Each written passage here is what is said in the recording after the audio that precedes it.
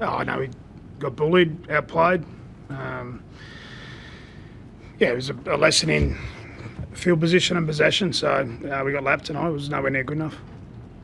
Disappointing, given you were sort of up for it and you said you were ready for that challenge to not be near tonight. It must hurt a bit. Yeah, mate, it started from the kickoff, didn't it? You know, he put the ball there to start the game, so just we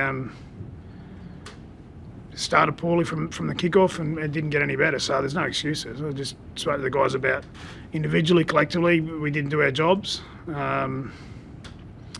and you pay a big price when you're playing against the best. They're the best. Physically, they dominated us. As I said, field position and possession-wise, they dominated us. We only had 30% of the footy in the first half, so it was something similar. I can't remember if we actually had to play the ball down their end in the second half inside their 20. So that they taught us a lesson. So nowhere near good enough. What disappointed you most? I just thought under pressure, individually and collectively, we didn't do our job. There was plenty of effort at times, but it was one out effort. Like when we played our best football, it's that overlapping efforts where there's cohesion and there's teamwork and you're doing something for your teammate. But I just didn't see that. I didn't see it at all tonight. So. You think you really missed Tavita tonight? Oh, he would have helped. Yeah, he would have helped. But Gillo would have helped, but we didn't have him. So we had a team that could have and should have been better. So it's the reality of it. Do you think a loss like that could almost do more harm than good to those younger blokes, rather than? Well, it's done now. Yeah, it's done now. I'm not really, mate. You win or learn in the NRL. This is part of our journey. We've got lapped tonight, so as I said to the guys just inside, they're the benchmark. They're the best team in the competition. We got lapped by them by 36 points. So that's how far we got to go. We're not the first Broncos team to get beaten by 40 points by the Storm. They've come up here and dominated for 11 years now, whatever it is. So somewhere deep inside this organisation, we've got to be better.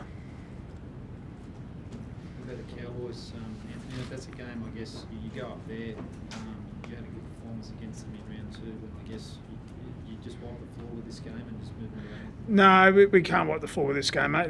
We need to review this heavily tomorrow morning, and I'm not even thinking about the Cowboys yet. And what we did in round 2 has no impact on what we do next Thursday night. So, the players need to be hit straight between the eyes about, what they, what they missed tonight. That's the reality of it. I'm not going to sugarcoat it. We got lapped. So. You said so just before, somewhere deep in this organisation, you have to be better. I'm saying, mate, for 10 years, the Storm have lapped this club. So it's 11 years straight now. Yeah. There's been 40-something games. Broncos have won 13 times out of 40-something games. So, as I said, we've been taught a lesson tonight. We've got to try and get better. But what I said was, over the last decade, even longer, the Storm have been far too good for the Broncos. So that's the reality of it. Yeah. So. I guess with the resources of this club, there's no reason you can't be at that level with the Storm. Oh, mate, they're at a way different part of their journey, mate. Look. Yeah, they're a way different part of their journey, mate. We need to get better. I'm not worried about the Storm. They're the best in the comp. So I'm worried about our guys and the lessons they take away from this. So tonight doesn't define our season, but what it does show our young guys is that they've got a long way to go, and that's what it shows us as a club as well. I suppose if you want to look at it from that context. Well, the thing is, your season's for the live season. Next week in Derby, you need to lift now, don't you? Before tonight, for the last 3 months, we've been reasonably consistent, but we were way off tonight. We got taught a lesson. So that's the long and the short of it.